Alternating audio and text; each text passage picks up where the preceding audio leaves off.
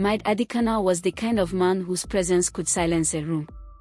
The CEO of Adekunle Holdings, one of Nigeria's fastest-growing tech conglomerates, was known for his no-nonsense attitude, piercing gaze, and overbearing leadership style. His staff feared him, his board respected him, and his competitors envied him.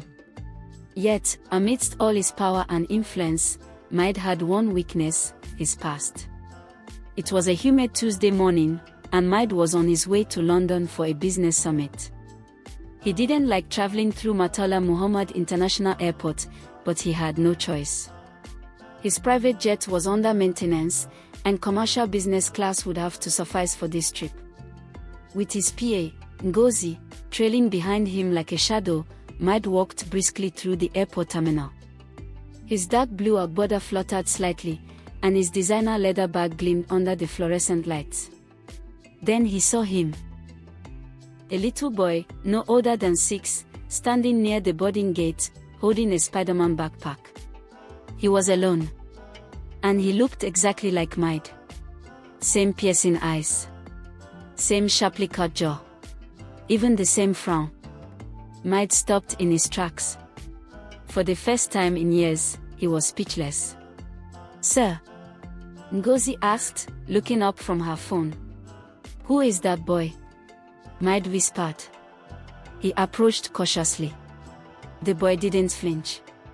He stood upright like a little soldier, staring back with as much authority as a child could muster. "Hello there," Mide said, his voice soft but deep. The boy tilted his head. "Hi. Are you also going to London?" Mide smiled for the first time in weeks. "Yes." "What's your name?" "Taif. Oliwe Taif Adepoju." Mide's heart skipped a beat. Adepoju. He hadn't heard that name in years. He glanced around.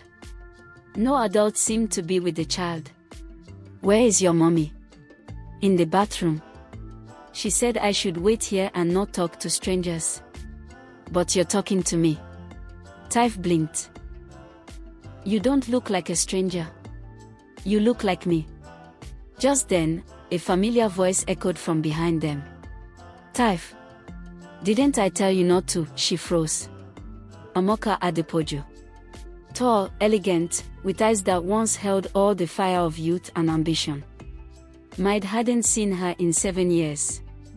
They had met at a business conference in Abuja and had a whirlwind romance.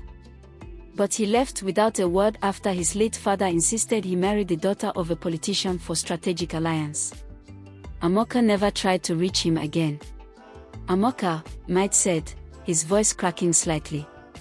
She gathered herself. "Mide. Fancy seeing you here." His eyes darted to Taif. Is he mine?" She looked away. "You left without a word. You didn't even say goodbye." "I was forced. My father, save it. It doesn't matter anymore. They missed their flight." Mide couldn't let them go. They sat at the cafe in the terminal, the awkward silence heavy around them. "You should have told me," he said. "Told you what?" "That you left me pregnant. That I raised our child alone.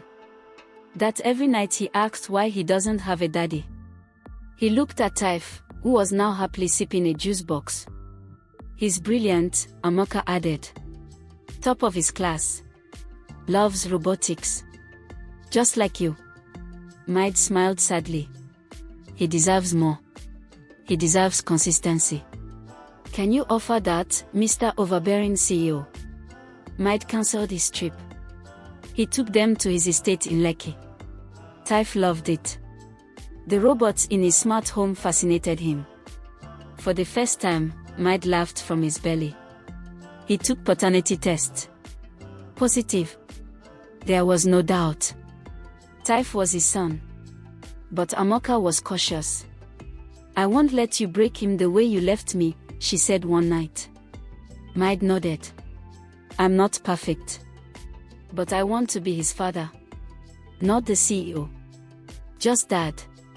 Taif walked in wearing one of Mide's old ties, dragging a briefcase behind him. "I'm ready for work, Daddy." Both parents burst into laughter. Months passed.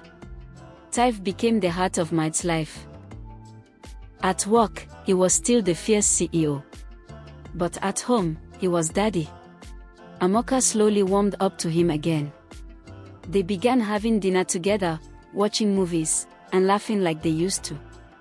One Sunday afternoon, while playing football in the compound, Taif shouted, "Daddy, when will you marry Mommy so we can all live together forever?" Mide froze. Amoka blushed. He turned to her, sweat glistening on his forehead, and said, "What do you think? Should we start again?" She smiled. "This time, don't disappear." He kissed her forehead. "Never again." The wedding was small, classy, and beautiful. Taif was the ring bearer and best man. As he handed the rings over, he whispered, "I made this happen." Everyone laughed. As Mide slid the ring onto Amoka's finger, he felt whole for the first time. From overbearing CEO to loving father and husband. Sometimes, destiny hides in airports, wearing a Spider-Man backpack.